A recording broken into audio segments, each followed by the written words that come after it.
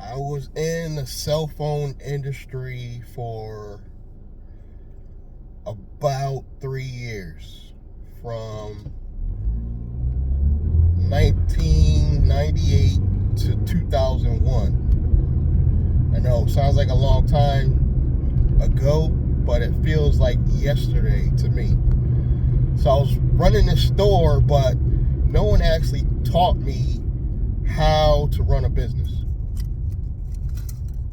I mean, even though my mentor that taught me some things about cell phones and beepers and the general idea of it, he didn't know how to run a business. His mentor before him did not know how to run a business. So already I was going in not knowing what I was doing. I was in Stamford, Connecticut, East Main Street, Stamford, Connecticut. Very high rent. I think at the time it was about $1,500. So it was way more than I could afford. Some of you might even consider that cheap. I forgot how many square footage it was. It wasn't that big, but it wasn't small. It was a decent sized store, and I just didn't know what I was doing. Had I just had YouTube back then, not knowing how to run a business, just had YouTube. It just was filming the day-to-day interactions with people and neighbors. We had a wide range of characters. I had this legally blind. He could see, but he was legally blind enough where he couldn't legally drive. He was a character, Chinese guy. I had this Puerto Rican guy next door to me. He was working at Brake Centers of America. And then the sign place next door to me, it was actually my landlord. He had a guy named Chris working for him, and he was a character. He liked to lift weights, and I used to call him Popeye sometimes because he had really huge arms, but his legs didn't really match. Shout out to all of them if they happen to come by my video. But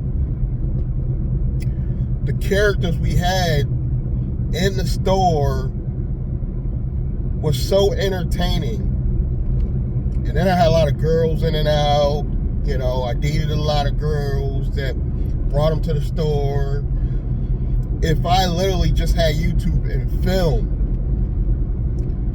those situations. Now, mind you, this is so far back that even if YouTube was around, there were no cell phones that you could just instantly just start filming like you are right now, like I am right now with this phone.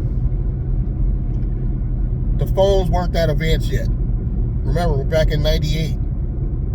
You know, technology didn't really pick up with the phones, with the cameras, and probably until, I would say, 2016, 2017, when the camera phones started getting good.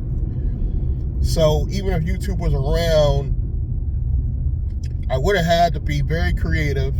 I would have had to actually get a camera, you know, with at least 720. And that would have been expensive back then. Not expensive now, but it would have been really, really expensive back then. And if I just had the knowledge and know-how to film video, I would be so far ahead of the game with YouTube. I can only imagine where I'd be right now. I probably would have had 100,000 followers right now, because the characters in the store were that good. Now, mind you, they weren't trying to be funny. It was just a lot of going on. Like I said, it was nonstop entertainment. There was a lot of customers that came in that were funny. I had these Polish white kids that used to also come in the store. And they were entertaining because they were following black culture. So they came in, they had the fitted hats, and they were saying the N-word. And I probably shouldn't have, but I allowed it. So they felt very comfortable around me and coming in the store. You know, I have my daughter, who's 29 now. She was only like 4 or 5 back then.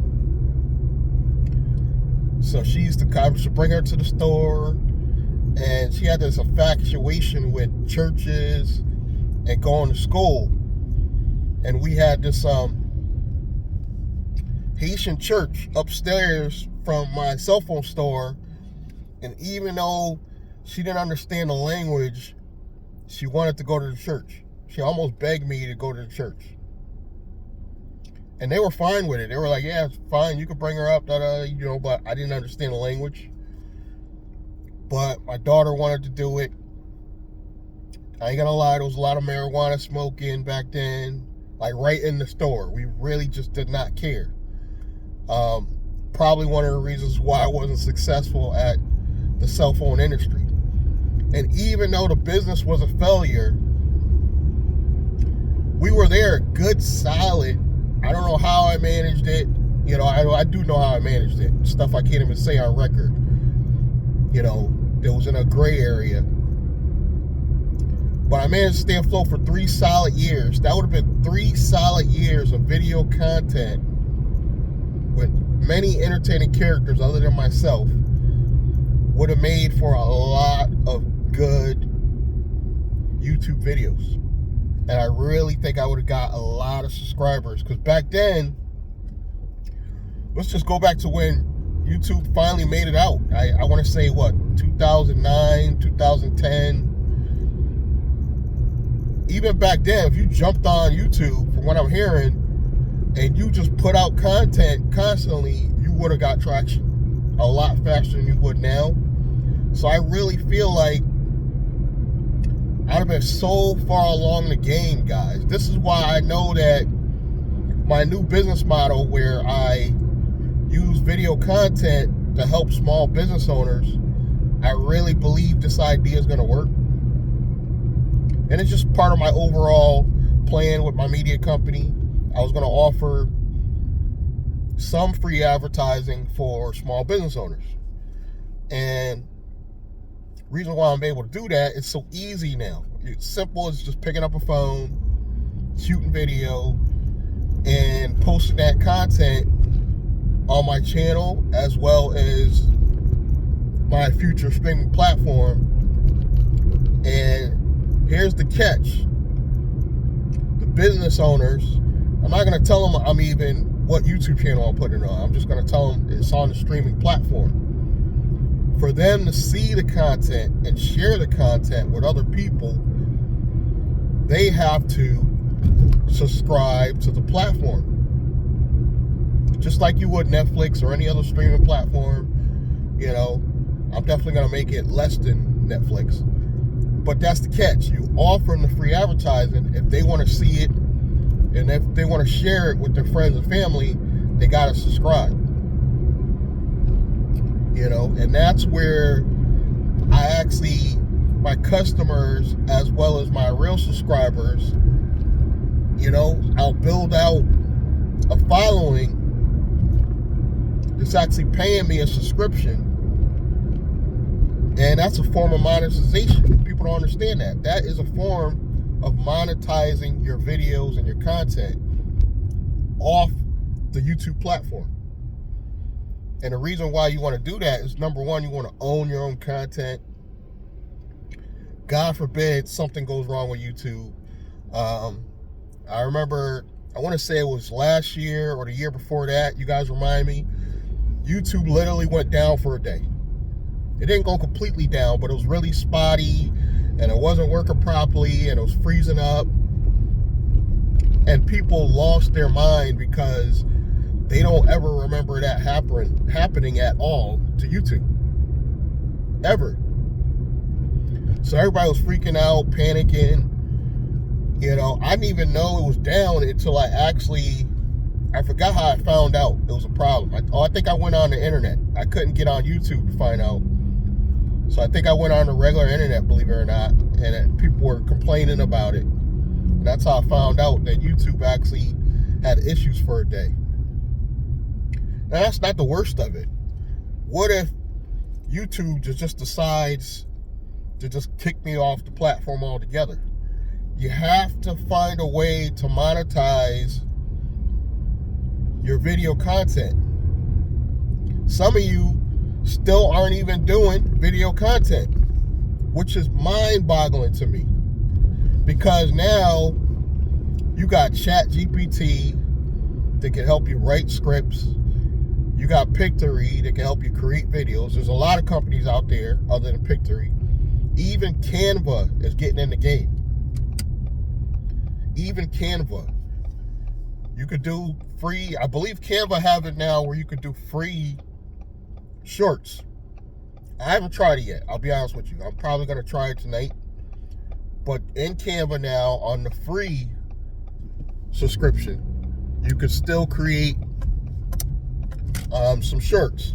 Now, of course, you're not going to get the best content until you upgrade to their paid platform in Canva. But I'm still getting away with the free, guys. So right now, I'm using Pictory to actually create the videos. I'm using ChatGPT, the free version. Granted, the Pro is going to help you do some other things, but the free, I'm using Canva for free. So the only thing really I'm paying for is Pictory. And I do have a referral link below if you want to start with it, but it's not crazy expensive. And the only reason why I won't use the Pictory for free, because they only allow you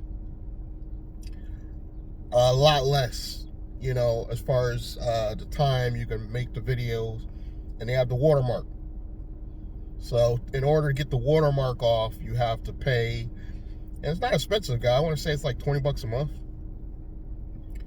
So there's really no excuse now why everybody listening to the sound of my voice does not start a YouTube channel. You know, and what's crazy to me is I get a lot of people excuse me, even though I don't get a lot of views, I get a lot of people asking me to promote their companies. And I often wonder, why don't you guys promote your own company? You know, because in the past, like I say, there was an excuse. I don't want to show my face. That excuse is gone. Stop making excuses and start doing video content to promote your business. The time is now. If you want my help, you can get a strategy session. The information is listed below in the description box. And let's talk about it if you really need my help. But otherwise, just get started, guys. My Pictory link's below. You already know how to get started with ChatGPT, or you should. There's videos all over YouTube even showing you how to use ChatGPT. And I use ChatGPT for everything now. I'm starting to use it for Craigslist and for my Craigslist ads. If I was going to do a resume, I probably would use ChatGPT. Because even though the information is not always 100% accurate, it helps you give a baseline of what you're trying to do. Because I can't really spell that great, I'll be honest with you guys. So ChatGPT will put something together, and then I might change it up just a little bit, just to add my own personal feel to it. And just use that content for emails, like I said, Craigslist ads. If I had to do a resume, I probably would use ChatGPT. I'm not going to be doing any resumes at all, if any. But if I had to, I definitely would use it. So you got all this AI out there. It's only getting better. You got to start following it. You got to keep up with technology, especially if you're older. If you're over 40, You need to keep up with this stuff because it could mean your job, unless you use it to create jobs. That's where I'm at. And if you want to be like me and follow along with this technology, you need to keep up with it. So get started today, and please subscribe, like, comment, and I'm going to see you guys in the next one. Thank you.